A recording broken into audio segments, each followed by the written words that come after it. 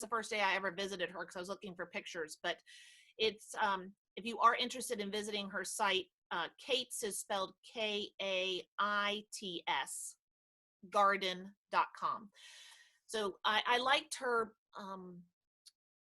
layout here in her pictures because she has all of the subjects that I'd love to be able to cover with you guys. So she gives the history of the breed. Some people are very interested in raising heritage chickens, chickens that are not as commonly found, you know, obviously in the poultry industry, but that are more found in people's farms and homesteads, and have been around for some of them 100 plus years in our country. So the types of chickens we're going to be talking about is dual purpose. You can have either a straight egg laying chicken, which their bodies would be too small for to harvest for meat, and they've been bred for just egg production. An example of that would be the leghorn chicken, just your classic white chicken that you see in all of the poultry pictures, you know, where they're raising chickens for eggs. Then you've got the dual purpose chicken, which can serve both purposes at somebody's home. And then you have the meat chickens. And I don't do those, but there are two varieties I'm familiar with if you're interested in talking about that later. The weight for the Orpington is 8 to 10 pounds, and that makes them larger, heavier breeds that a hawk cannot easily pick up and fly off with. A hawk or an owl. Those would be your aerial predators to your chickens that you need to be aware of.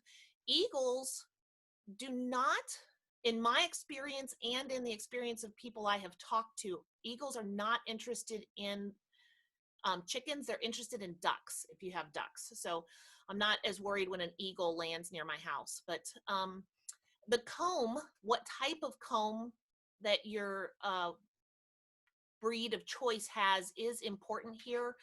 You don't want a chicken that has a large size comb because it's more prone to being frostbite in the winter. So a rose comb or a single comb and one that doesn't get very large is very important.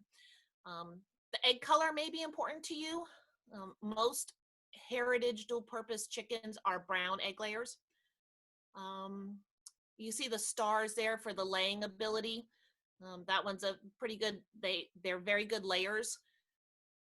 Orpingtons are in the next few screens that you'll see. These are all good egg layers. Being a good egg layer or a fairly good egg layer means you'll be laying, a chicken will lay 3 to 5 eggs a week.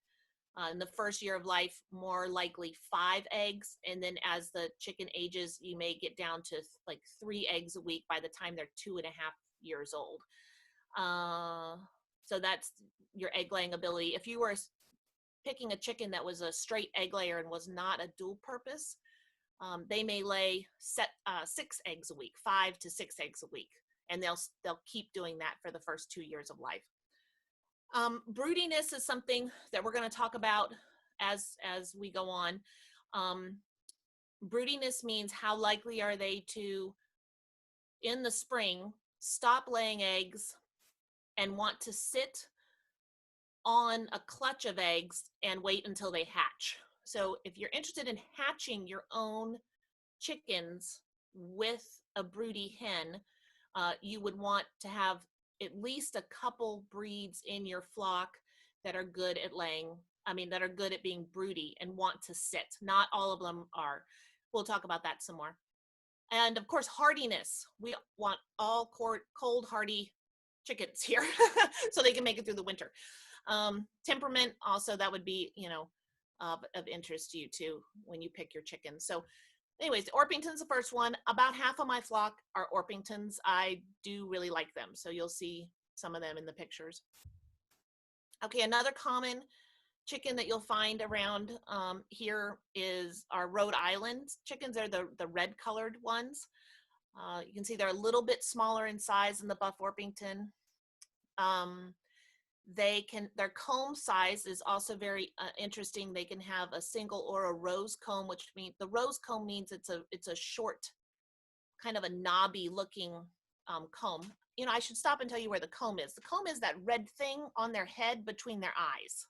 So that's that's the comb, and that can easily get frostbite when they're sitting on their roost in the winter. So you want one that's not very big. Rhode Island Red also does not go broody very often, so they're not going to be your mother. So if you're not interested in raising your own chickens with a rooster, this is a good one. This is a good one for you. Just some other interesting facts there about the Rhode Island Red. Let's move on. I've just got just a handful. I think we've got 4 of these to look at. There's the Plymouth Rock. Those are the black and white ones. You may have seen some of those in your friends' yards. They're not as broody as the Orpington, but they are a little more broody than a Rhode Island Red. They're calm. They're good with children. It's a very calm breed. The Rhode Island Red's not very calm. They're a little skittish. And if you had a rooster with a Rhode Island Red, it might be more aggressive. So if you've got children or grandchildren around, that's a consideration. That's the Plymouth Rock. Then there's the Wyandottes. There's several of these around. They have very small combs, so I like them a lot. I crossed my Buff Orpington. I had females that were Buff Orpingtons, and I got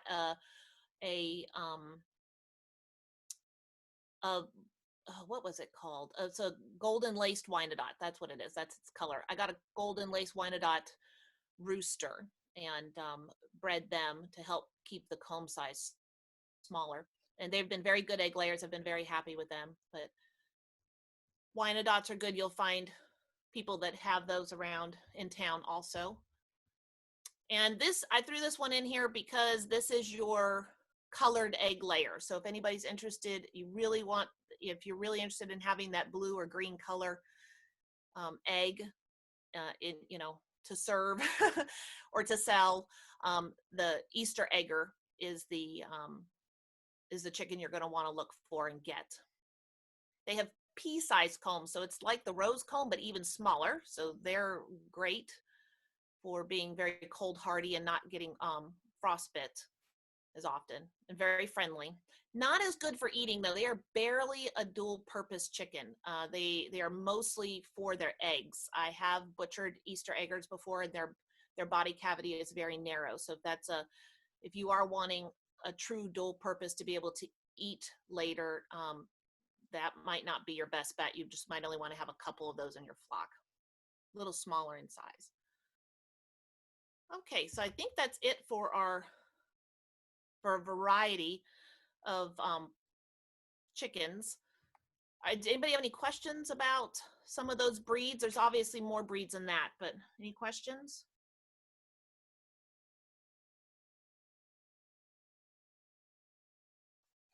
Okay.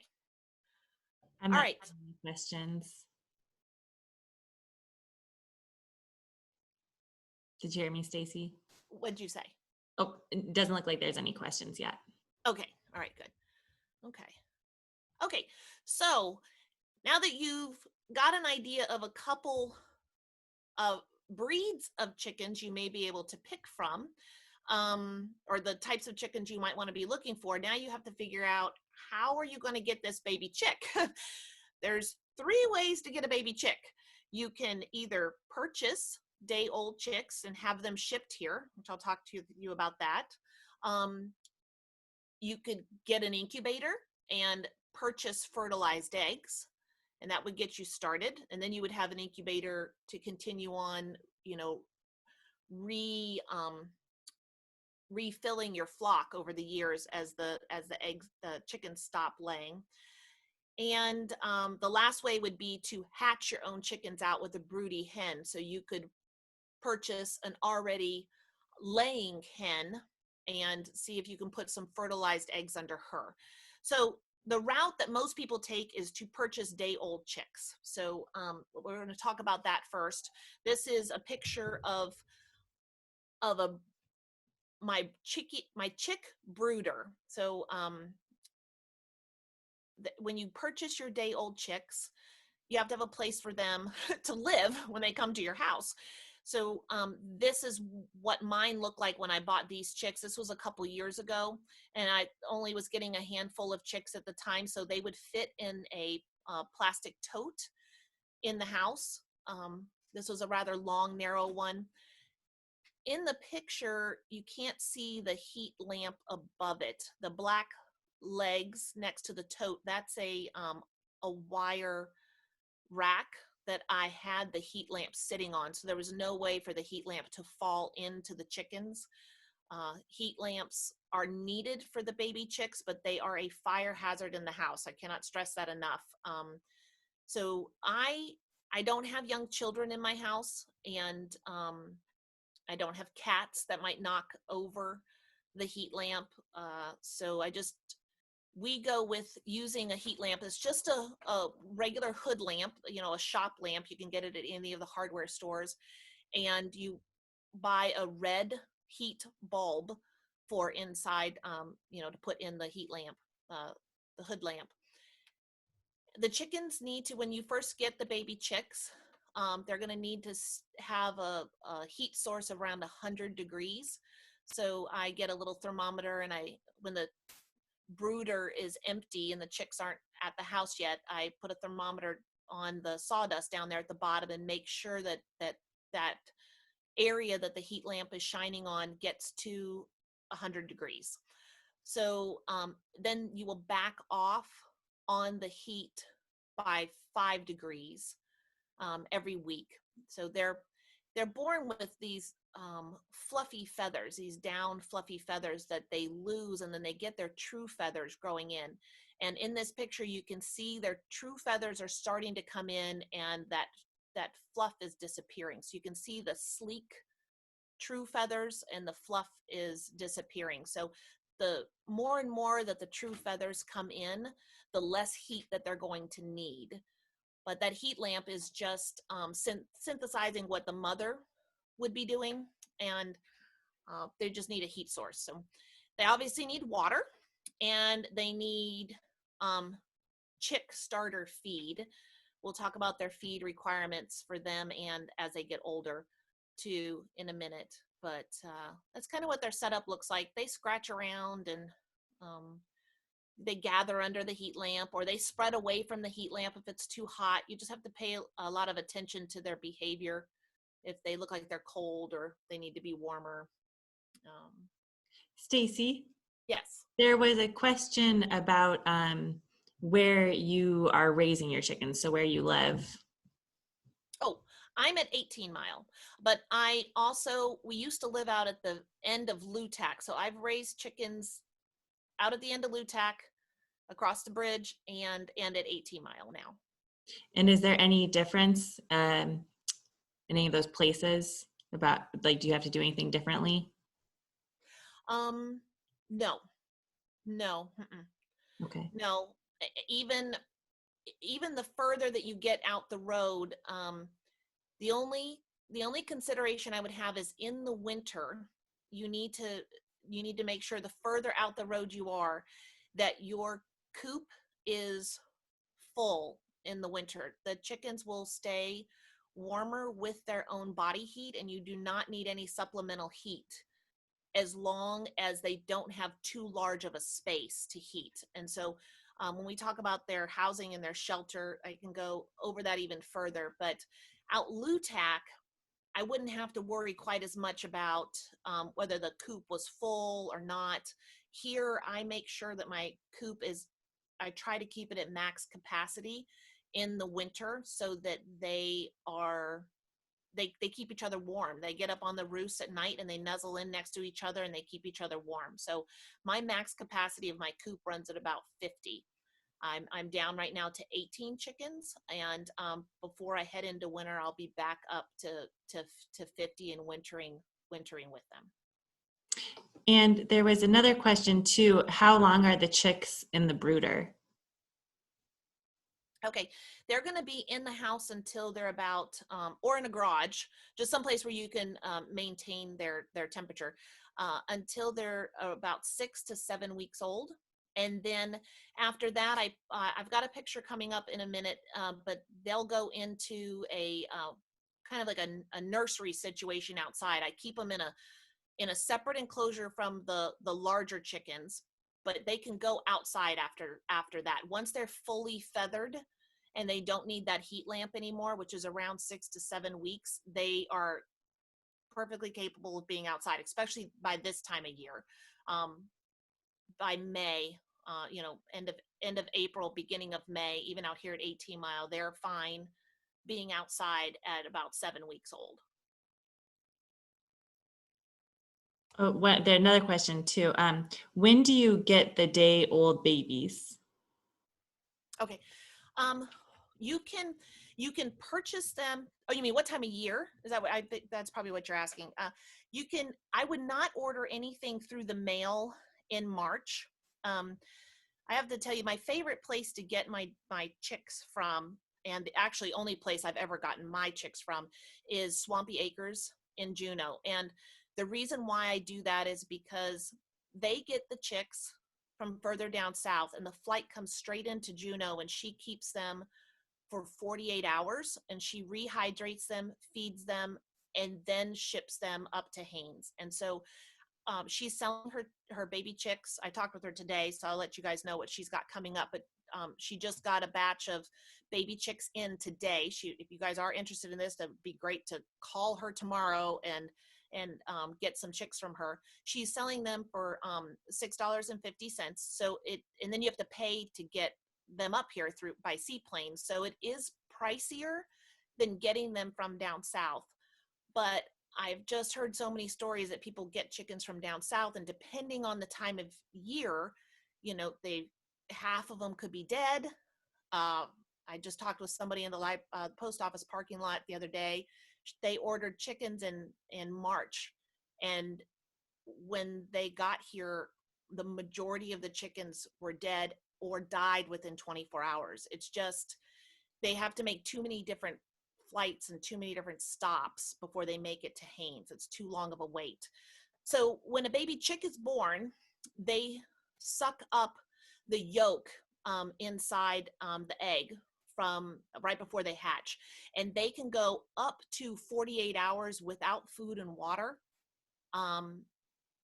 before dying. So they do have a little bit of time, because it takes usually about 48 hours before all of the eggs under a hen would hatch. So that just simulates the natural process. But most likely you don't even get 48 hours out of them. It's a very stressful experience flying. So I get my chicks from Swampy Acres when I buy chicks. That's where these ones in the picture came from. She has chicks that arrived today from down south, and let me tell you, I wrote it down. She has gold sex links. They're a cross between a red Rhode Island red father and a white Rhode Island mother. So it's a Rhode Island chicken. They're called gold sex links. And the second type she got was Easter eggers. So if you were interested in the Easter eggers, she just got some in today. She has Well Summer, which is WELL, and then the word summer. That's a cold hardy large breed. And then she also got some meat chickens in, the Cornish meat chicken. So if anybody was interested in meat chickens, she has some of those. So she's going to be getting more varieties of chickens by the end of the month. And she also has another delivery the 1st of June. So you can look her up online at Swampy Acres in Juneau. Otherwise, if you wanted to go the route of getting day-old chicks from down south, I would recommend Murray McMurray. That's where a lot of people in Haines that I've talked to, that's where they do get their chicks from. You would have a good survival rate this time of year if it wasn't for COVID-19 and the mail going slower.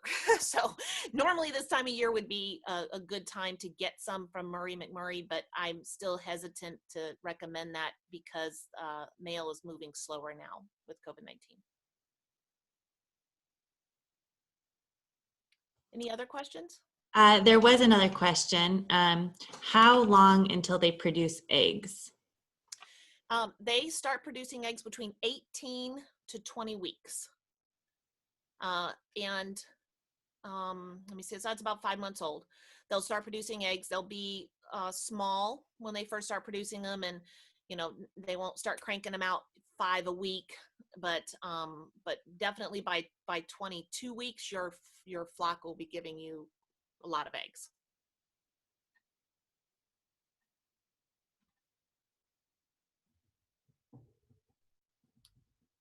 Any other questions before we move on? No, it doesn't look like any other questions. Okay. So when I get more than just a handful of chicks in, this is my chicken brooder that I keep in the garage. So it's got a wire top to it. You can see the wire top is folded back because I had some little kids over that were looking at the baby chicks. They just have more space in there, and there's a heat lamp that's not in the picture that sits on top of the wire top to give them some heat. This is my larger chicken brooder. I would recommend that you would Google and look up chicken brooders. There's a wide variety of ways to build or create your own chicken brooder or chick brooder at your house. So they just need the heat and food and water. So this is an aerial view. Next one is an aerial view of that chicken brooder. They have a dark area that's in the foreground of the picture that usually has a top on it, but I took it off so you can see down in there. And there's little tiny roost bars in there so they could start to learn how to roost. You don't necessarily need that. I just had it in this one. And there's their food source in there and their water, and they're just spread out and have a lot of room to move.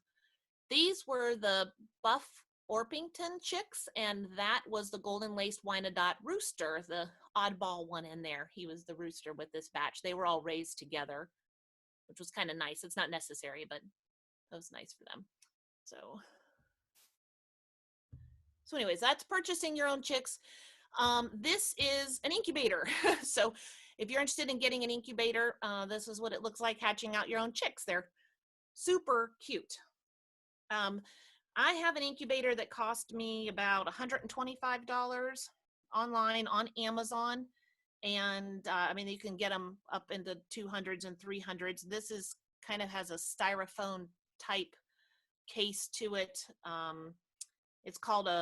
It's from Farm Innovators, and it's called a Pro Series Digital Incubator. Pro Series Digital Incubator by Farm Innovators. So if anybody's interested in hatching out your own chicks, that's another way of doing it. And then last would be hatching out chicks with a broody hen. So you may be able to find some older hens around. A lot of people don't like to butcher their hens, but when they get to where they're not laying as well, they don't necessarily want to keep them around to feed them. And older hens have a value in being able to hatch out chicks. She can still lay eggs. A rooster can still service her, and she can lay on the eggs and hatch out her own chicks. This is our broody hen. She was 3.5 years old, which is a year longer than I usually keep the chickens. We called her Big Mama because she was a good mama. The next picture is going to show you what broodiness looks like. So if you ever see how she's puffed up, she looks puffed up and agitated and just bowed up and all of her hair standing on end. That means she's broody. She's letting you know, stay away from me, and I'm going to protect these chicks. So they act like that when they go broody and they want to sit on the eggs, and then after the chicks hatch, they act like that. So this is Big Mama Broody. So I wanted to show you guys that. All right. Let me see. Let's move on. What's next? Oh, okay. You asked about how long they stay in the house. This was in June, and this was a later batch I hatched out one year. and it was plenty warm of them enough for them to be outside at 18 Mile. We're very dry here at 18 Mile. So these are obviously younger chicks. You can see that they're not even quite fully feathered out yet. I did have a heat lamp up in the top for on colder evenings, but this was their little, I called it a chick nursery. This was their little tiny nursery that I had at the time. So depending on the weather, they can be outside. You have to have fencing up so that they can't get out of your enclosure. I wish I still had that coop. It's rotted away in the weather over the years, but it served us well. You can make something small. You just have to keep them away from the big chickens. The big chickens aren't too receptive to the younger ones till they get a little older. Socialization is really important when they're young, for your pets, and to be able to handle and to be able to catch and handle them later. So they really get to know who you are. Anyways, that's my daughter with one of our pups. Stacy, there was a question. What's the minimum temperature that they tolerate, and what do you watch for in weather? Okay. My chickens out here have been down to -10 without a heat source in the winter. Of course, that's when they're full size, not as babies, but when they're full size, they can go all the way down to -10 without a heat source. That sounds cruel. It sounds cruel at first, but if they have a heat source that they're used to inside of the coop, they acclimate to their weather. And if they have a heat source that they're used to in the coop, they're not going to venture out of their coop as much for foraging and for exercise. And if the power goes out and they lose that heat source, you could lose your chickens because they won't be ready for that cold weather. So I choose to not provide an extra heat source. It's a fire danger also. I choose to not provide an extra heat source because our power does go out here, and I know it does in town too. And I don't want to lose them. I have not had any chickens have frostbite.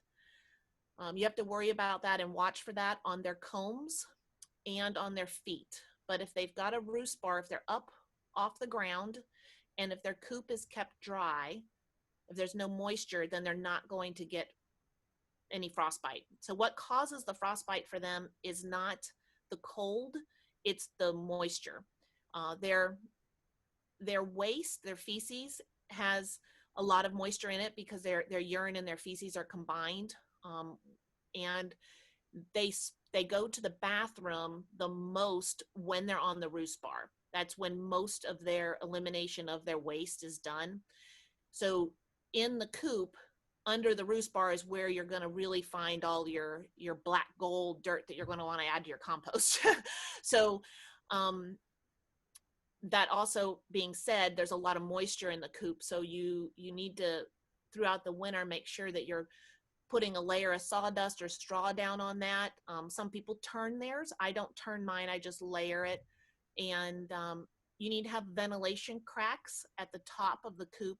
One of the pictures I'm going to show you in a little bit will demonstrate that. But you need ventilation at the top of the coop so that the moisture can leave and the air can circulate out of the coop. So just the moisture and any frostbite is what you need to watch for.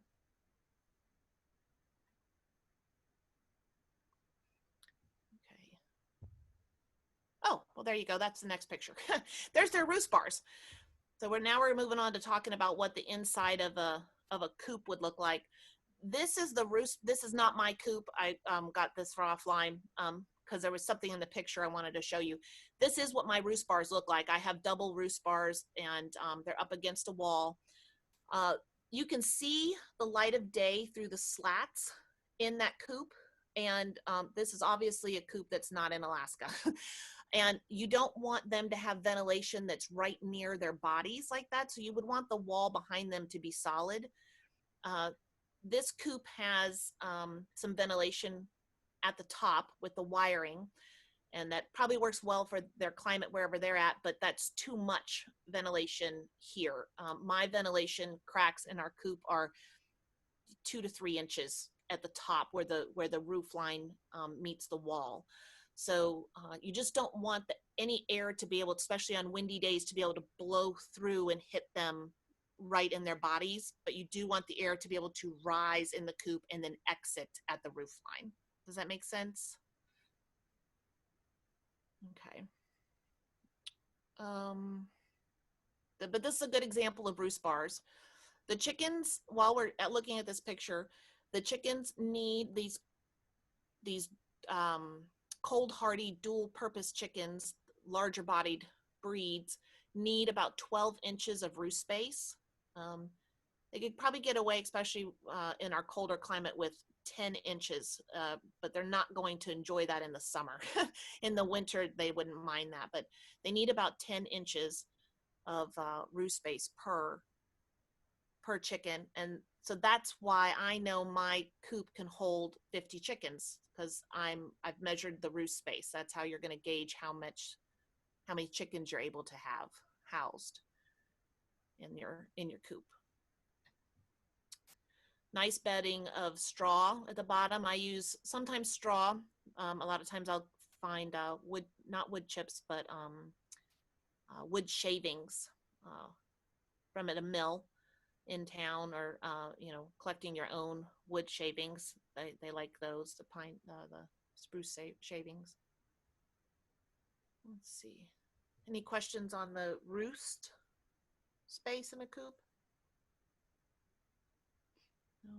Okay. Doesn't look like it. Okay. And then as your chicks get older and you get closer to 20 weeks, you need to provide nesting boxes. This is what my nesting boxes look like. I use 5-gallon buckets. This is something we have a lot of. A lot of my 5-gallon buckets are cracked in the back. They're not solid. It's just an old bucket, and with a lid that we've cut a section out.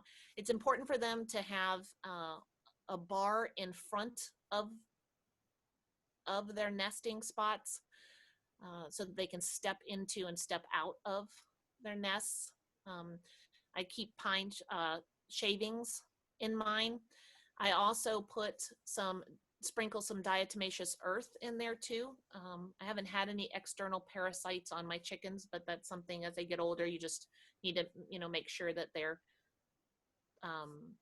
staying parasite free on the outside of them.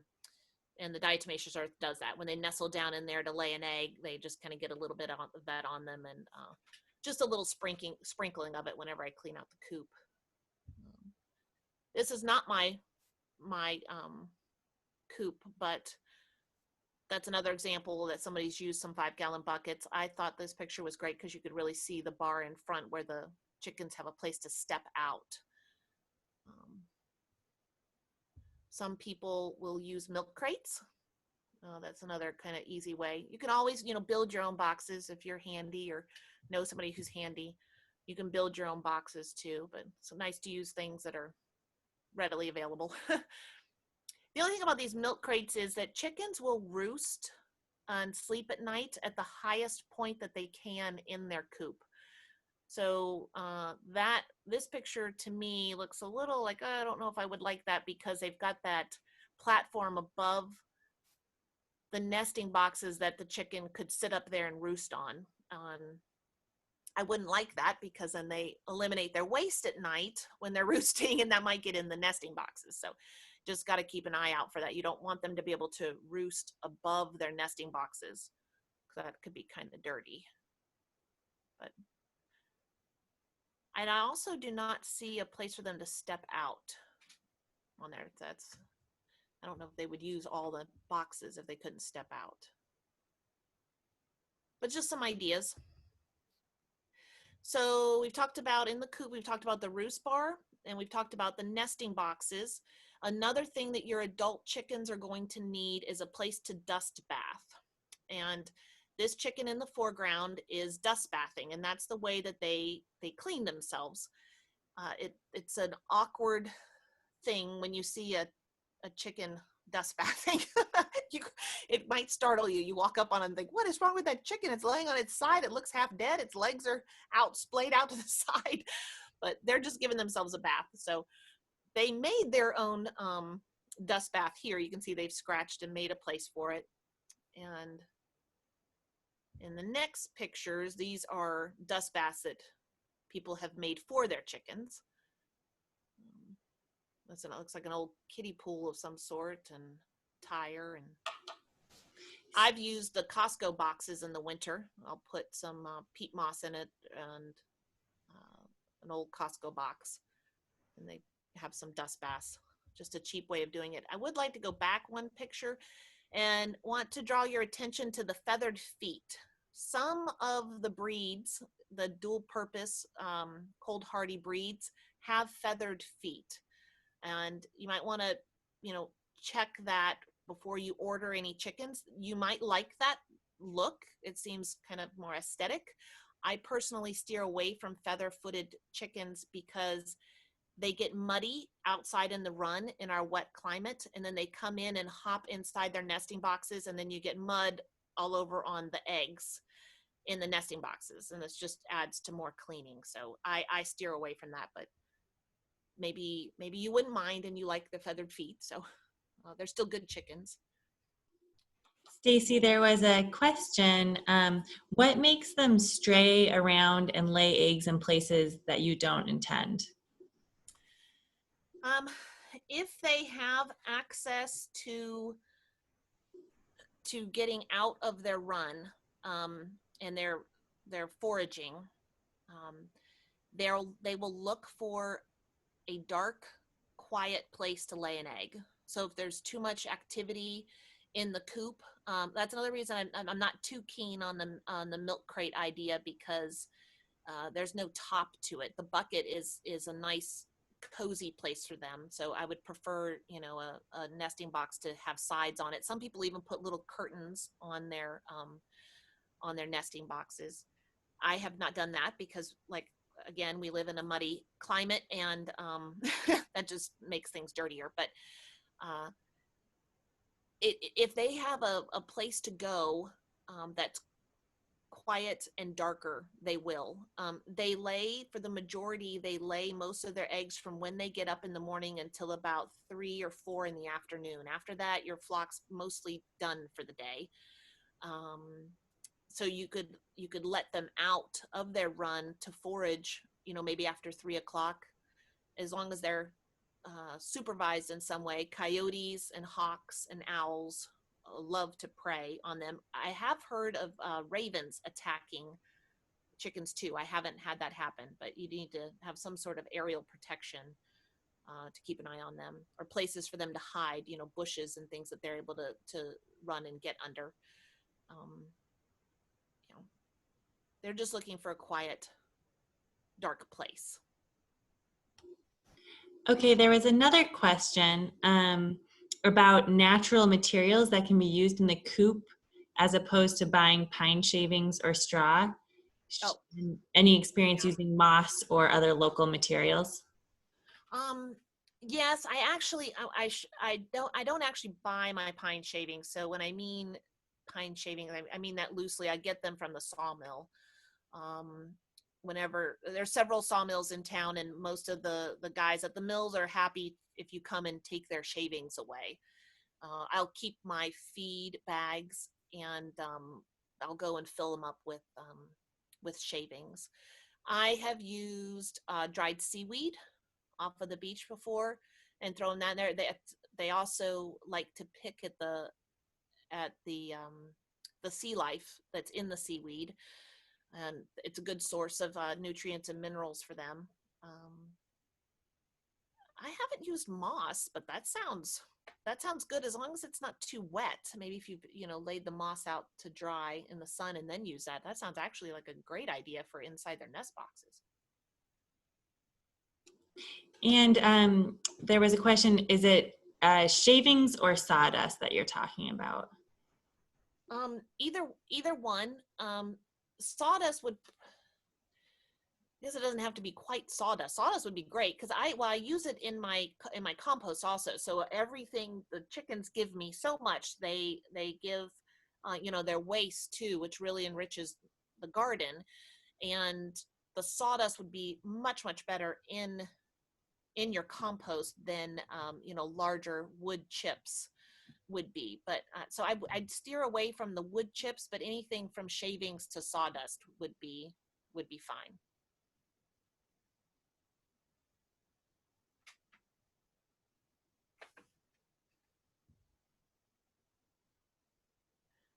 Okay, what's our next picture? Okay, we're back to the very beginning picture. So let me see. We've covered some of the dual purpose types of breeds. We've covered the ways to get your chicks, purchasing your day old incubator or hatching them. Now the last things, which I do not have pictures about, so I can go back to seeing everybody. If I can figure out how to get on here and do this right. I have to stop my share. Now we can talk about food. Am I back? I'm back. Hi. So strange just talking to my own pictures and not seeing you guys. Okay, the last few things I wanted to talk about is feed. So before your chicks come to you in the mail, which is how I assume most of you will be getting your chickens, you need to have feed. So you need chick starter feed, not just any chicken feed. You don't want meat layer feed. You don't want layer hen feed. You need chick starter feed. The difference in the feeds is their protein content, and chicks need a higher protein content than the hens do. So chick feed is around 18 to 20% protein content, and it does not have calcium in it. And the chicks do not need the calcium until right before they start laying eggs. So and changing their feed towards the layer feed when they are about 16 weeks old, and then I just gradually start increasing. But by the time they're 20 weeks old, they're on 100% layer feed. You can get with chick starter feed, you can get medicated chick starter feed, or you can get unmedicated. Haynes Home sells the unmedicated. There's no medicated feed in town. You'd have to buy that offline if you wanted it. And the only reason that you would want that is to limit the chance of the chicks getting coccidiosis, which is a bacterial infection that they could come to you with from wherever they were hatched from. I have never had any of my chicks have coccidiosis. So and I don't use the medicated feed. So, but you do what you feel is best. That's what I do. Speaking about what the chicks, the other thing you have to look for health-wise for the chicks when you first get them is something called pasty butt. So the stress of their travels here or anywhere, traveling by plane and all that, they have a problem eliminating their waste, and it can be sticky and stick to their bottoms. So you have to watch to make sure that they're not getting a packed on layer of feces, because it will literally plug up their hole, and then they won't be able to eliminate waste, and they'll die just from not being able to go to the bathroom. The only thing to do to solve that would be you get a moist towel, something to loosen the waste and remove it from the chicken without pulling feathers when you do it. Try not to pull the feathers off their bottom. They get very upset about that. But that's pasty butt. So just watching for any type of diarrhea that might be a coccidiosis, or the pasty butt when you first get them. So anyways, you need the chick starter feed. The other thing that they're going to need is grit. Chickens don't have teeth, so inside their crop, which is in their neck, they store little rocks, and they'll eat rocks and they store them in there, and that macerates the food in there. It's just the rocks crunching around before they swallow the feed all the way into their digestive system. So they have to have access to grit or tiny rocks most of the time, if your chickens are free ranging, they can just get that from your yard. But if you're keeping them in an enclosed area, you need to provide them grit. And for young chicks, I mean, we can get most of that grit just right off of the beach. So, let's see, what else? Yeah. The other thing I didn't mention when we did talk about housing, I think this will be about the last thing that I need to mention, is that they need 14 hours of light to lay, which is not a problem for us getting chicks in the summer. By August, your chicks will most likely be about 20 weeks old anyways, and you're going to start getting, depending on when you got your chickens, that now by this point, it might be end of September or October before they're 20 weeks old and they start laying. But then as you head into the winter, we will fall definitely below 14 hours of sunlight a day. So I keep just a regular light in the coop. I need to be able to see when I go in the coop too, when I feed them and water them and collect their eggs. So there's a light in there, and I keep the light on for 14 hours a day. It's on a timer, and the light activates their pituitary glands, which activates their ovaries, and they lay eggs. And they'll lay eggs for you all winter long if they've got 14 hours of light. You only need a 140-watt bulb for 100 square feet of space. I just keep an LED light in there. So and that's on a timer. Any questions about that? Nell just asked a question. Do you add the grit to their feed, or is it separate? It's separate. It's separate. It's supplemental, and it's separate. And if you'd actually don't have to provide anything else. Some people like to provide oyster shells, and that's calcium, and or you can feed them back their own crushed eggshells, and that's more calcium. But if you're buying a layer feed after they're 20 weeks old, they should be on a complete layer feed that has enough calcium in it for their needs.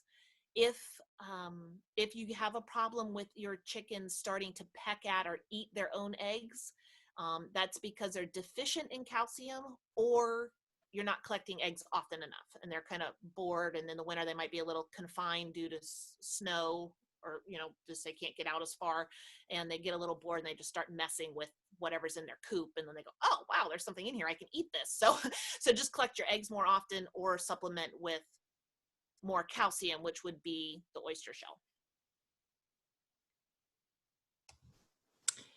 And now I think that if people have questions, feel free to just unmute yourself and you can ask the questions, or you can put it in the chat too, either way, because I think Stacy can now see the chat.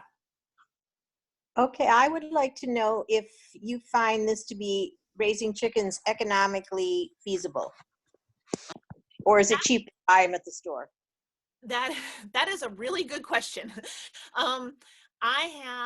I have tried using the non-organic feed and seeing how much they go through. I've bought organic feed and seeing how much they go through that. I've bought whole grain and soaked their grains and fermented it and did cost comparisons on that. And purchasing feed at the local feed store, whether it's organic or non-organic, is actually your best cost value. And I have also gotten feed that I've purchased in Whitehorse before, and that's a great value because of our exchange rate. So you can pick up feed if you happen to be up in Whitehorse. I don't want to run up there just for that, but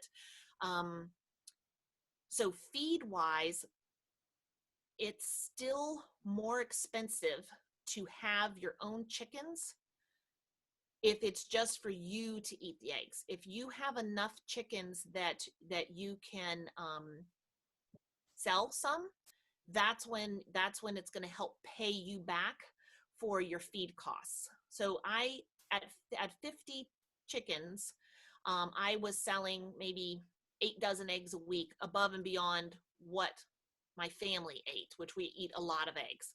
So and that covers my organic feed costs back. But then if you add in that I don't ever buy compost, I never buy compost for my garden.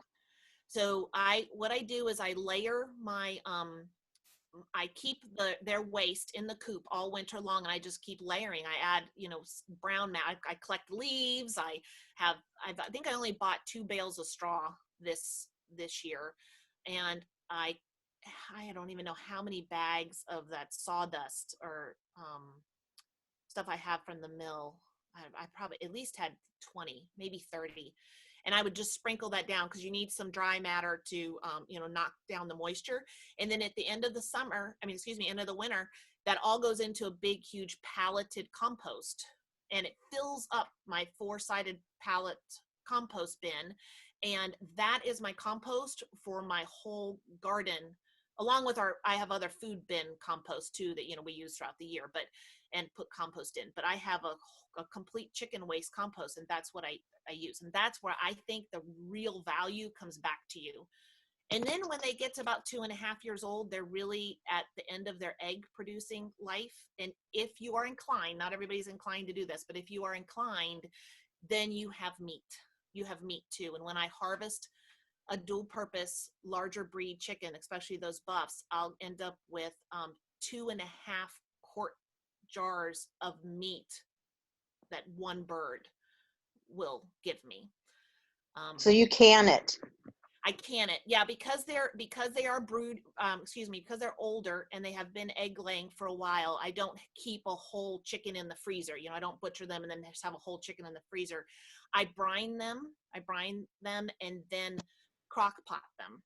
And the meat just falls off the bones. Then I can it in quart-sized jars, and then I've got the broth, and I've got the meat, and you guys I can give you my recipe and instructions on how you do that if you're inclined towards that. I know not everybody is though, so I know it's might not be your thing, but you can. Then they give you meat too. That's where it all really pays off in the end. The compost and the meat on top of the eggs. Yeah.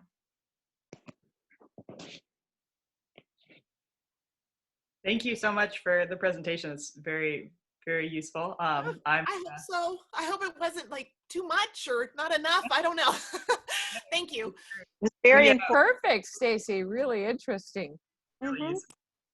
We just got our first ever batch of 6 chickens. I'm in Sitka, and I just moved them outside, probably a little bit early because we were trying to get them out of our guest room. I saw on them. And yeah, I had a couple of questions. Just one about compost. Was reading a little bit about thinking about timing in terms of putting their poop into your compost bin. Do you worry about giving it some time in your compost before you're actually integrating it into your garden? Is there any concern about bacteria or anything like that? Yeah, I haven't been concerned about bacteria. If you're going to use it right away, I would wait a month on it sitting. And I actually, when I clean out my coop after the winter, that compost sits until the next spring. So the compost I just put on my garden was not from this winter, it was from last winter. So I got, you get a year ahead. Mine sits for a very long time because I also do add the wood shavings to it. I need the wood to break down so that's not blocking up the nitrogen in the garden. Gotcha.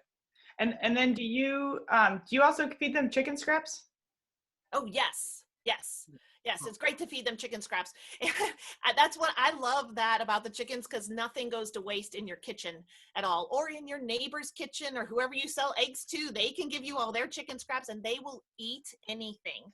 I feed my chickens fish. People say sometimes don't feed them fish because their eggs will taste like fish. They have never tasted like that to me. Some people say don't give them onions. The only thing they seem to not be interested in at all is oranges or grapefruit or something like that. They love watermelon and cantaloupe, but the rind, they'll just eat it, down as close as they can to the rind and leave it. I do supplement. I do need to mention I do supplement in the winter for a higher protein. At night, they get sunflower seeds or cracked corn or something that can help increase their digestion and keep their body warmer at night. So that's in the middle of winter. If it falls below like 10 degrees at night, they get a little extra boost right before everybody goes into, to bed. So, Great. Thank you so much. mhm. So could they survive off of just chicken scraps if you only had a few chickens? Off of kitchen scraps, I mean. Yes, yes, they can. There's a guy on YouTube called Justin Rhodes, and he has several different chicken flocks set up in his yard, and some are meat chickens, some are his egg layer chickens, but right outside his kitchen, he has his chicken scrap chickens. That's all they eat. He's never fed them any feed. They just eat the waste from his kitchen. And he kind of did a experiment to see, do they lay as many eggs as the other ones? And they don't lay, from what he said, they don't lay quite as many eggs because they don't have they need the proteins. And if they don't have the protein content, they're not going to be able to give that back to you in eggs. But they will some. So there's just a little bit less of a laying rate. Hmm.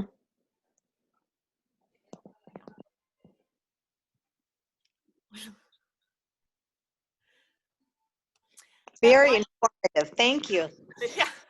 That light in the winter in the coop is also important for getting them to go into the coop to roost, because they're not, when the sun goes down at 3:30, it's dark by 4, you don't want them lingering out in their run or trying to roost up in a tree. They will go into the light. They're drawn to the light inside the coop, and that helps get them into their coop at night also. Just talking about winter. And Molly, it looks like you have a couple questions. Am I unmuted? Yeah. Back on the nesting material, I was curious if you'd done any experiments mixing different materials like, sawdust with some seaweed, with some straw and some moss, because obviously that would get you a jump on your compost. Yes, that would. I'm very interested in the moss idea. I hadn't thought about that. And the moss is also full of little bugs, and chickens are omnivores, and it would provide so much entertainment for them to have moss. When I lived out Lutak, the seaweed was wonderful entertainment for them. They get cooped up in the winter and don't like winter like we don't. So they need something that's exciting to peck at and to entertain them. So happy chicks are mentally healthy? Yes. Straw is not, it's my least favorite in the nesting boxes. I don't like it in there. I don't think they like it. It's pokey. Straw is good for underneath their roosts to help absorb some moisture, but I wouldn't use straw in their nesting boxes. They don't like that. And then I've kind of forgotten exactly what you're talking about, but you were talking about in the winter, depending on the conditions, you need to have different feed and materials for them. And so that must mean that you need to go into the winter having all that on hand. Yes. And I have to, that is hard to find a place to store the sawdust and the wood or the straw. I do have a garage, so I'm fortunate with that, but it takes up a lot of space, and I'm always thankful as the winter goes along that I can get one more bag of that out and into the coop and spread it out. You do need a place to keep it. So that is hard.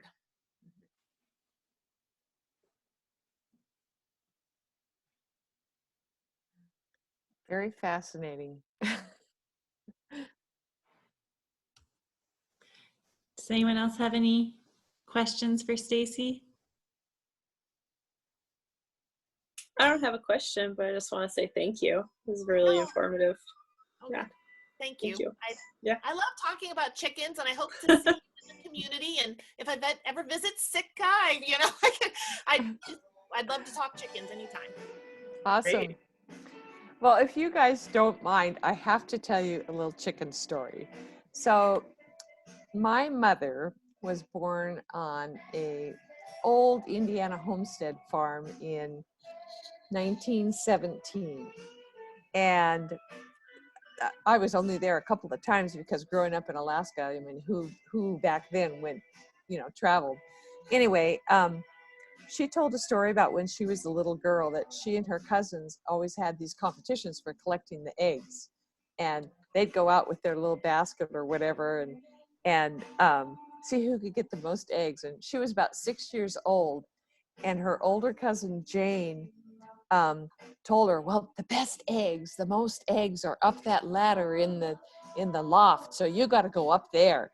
And so she went up there, and Jane's over there snickering, and she had a full basket and still had eggs to collect. And so she put it in her mouth. She had one in her mouth, and she's going down the ladder, and she slipped and she hit her chin, and the egg broke in her mouth, and it was rotten. Ooh, ooh, that would be horrible. Oh, rotten eggs are horrible. So Yeah. I'm sure she told that story better than I did, but it's always stuck in my mind because, of course, she's long gone now. But Thank you. It's a good lesson. Don't put the eggs in your mouth. Yeah. All right. Well, Stacy, thank you so much for sharing all this Thank you. information, and really appreciate it. Are you willing to share some contact information if people have questions? Yes. So my email is Alaska Clarks, with the S at the end, and then the number 4 @gmail.com. So Alaska Clarks. are you 4. putting that in the chat, Tracy? I am. Oh, Okay. good. I don't know how to do that. Thank you. Good job. And That's folks, do you know that you can save the chat? So if you, at the bottom of all the chat comments, if you click on the little 3 dots, there's a save chat option, and it just saves, like a little text file thing. Oh, great. And Helps you remember. the presentation's been recorded as well, and I'll Oh, put awesome. the library website too. Great. That's great. Thank you, Tracy, for getting this organized, and thank you, Stacy. Yeah. very welcome. Thanks, Stacy. Thank you, Tracy. Well, thank Thank you. you. Okay. Bye-bye. Thanks, Everybody. everyone. Thanks for All participating. right. Now I'm going to come get chickens from you. Yeah. No, I'm getting them from you, Molly. Bye-bye. Bye. Bye, everyone. Have a good night. Thanks again, Stacy. Thanks again.